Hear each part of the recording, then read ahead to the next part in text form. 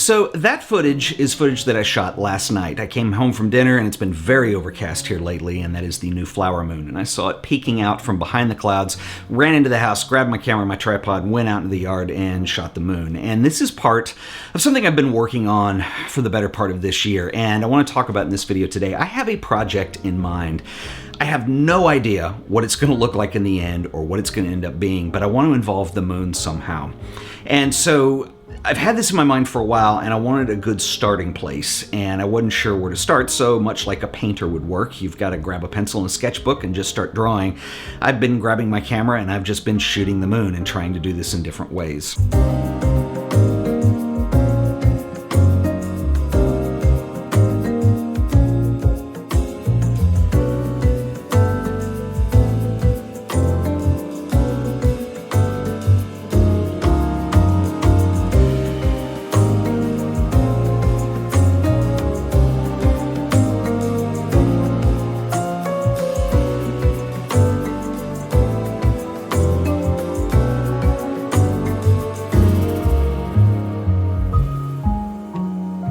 So the original plan was tonight I was going to set up outside and show you guys exactly how I do this, but as you can see, it is more than a little overcast out here, and of course the top is down on the Jeep, which is going to guarantee that it will rain.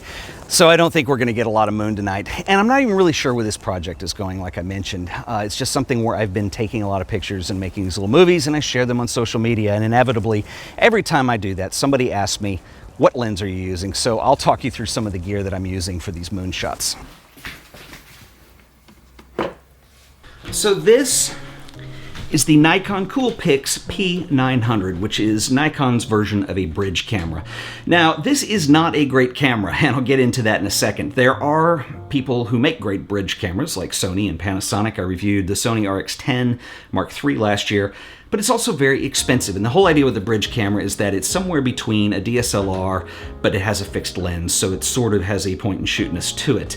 And they usually put a super long telephoto zoom length in here, and that is the key with this one. Now, like I said, this is not a great bridge camera. It's very plasticky feeling. It does not shoot RAW. The video capabilities are extremely limited. It is horrible in low light, but it does have a, I believe it's a 24 to 2000 range of focal length on here, so that will get you very close to the moon, which is why I like to use this camera for that. Now, the thing about shooting the moon is you actually don't need a lot of performance out of a camera to get good images, because the moon essentially is just reflecting sunlight, and so as long as you can get into manual mode and manually adjust that exposure, that's where a lot of the problems come from when people try to shoot the moon. Is basically the moon is this bright object that's sitting against a very dark space, which is just the night sky, and when you try to shoot that, even in the daylight, it gets difficult to do, because what's happening is the meter's trying to split the difference somewhere between the bright areas and the dark areas of the exposure, so it's really essential that you get into manual exposure to do this. You don't need a lot of ISO performance.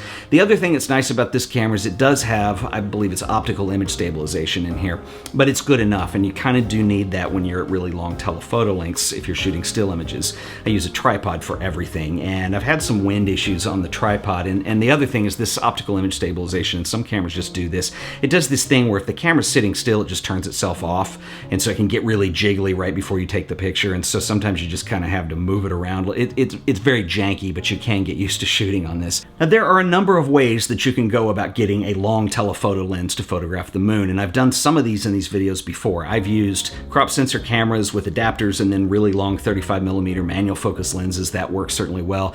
Your best option is probably going to be to actually buy a telescope, but I didn't want to get into that. For me, this is a special use camera, and for the price that you can get these at, try to find anything with a 2000mm focal range on it. You're just not going to.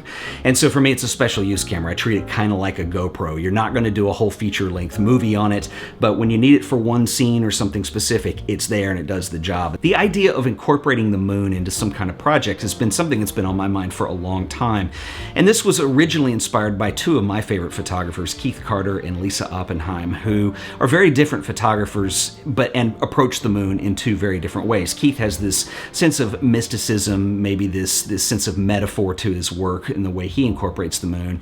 And I've even seen him do some alternative process methods, like actually making collodion prints out of moon transparencies.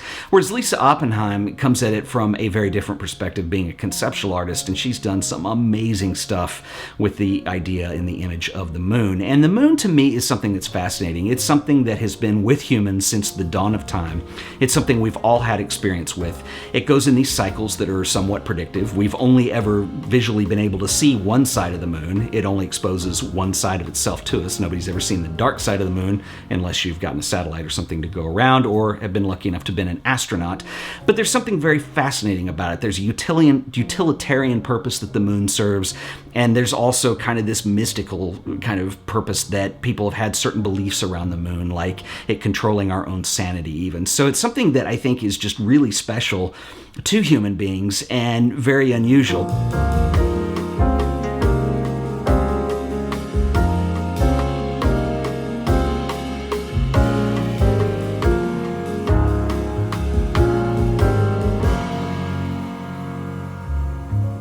Photographing the moon does come with an interesting set of challenges in that we know what it looks like. The way our eyes work, we sometimes perceive it to be closer than it actually is. We have a field of view to what our eyesight is, but sometimes in juxtaposition to buildings, and it does visually appear slightly larger when it's near the horizon and can change color sometimes depending on what the light's doing and what the sun's doing in relationship with where the Earth is. But there is a certain predictability to the way we have seen the moon. It's just been done a lot. I talk about it all the time. You have your typical NASA shot, which is what a lot of my stuff looks like. It's just kind of redoing that. You're just seeing the plain moon, full usually, or some kind of crescent against a dark sky.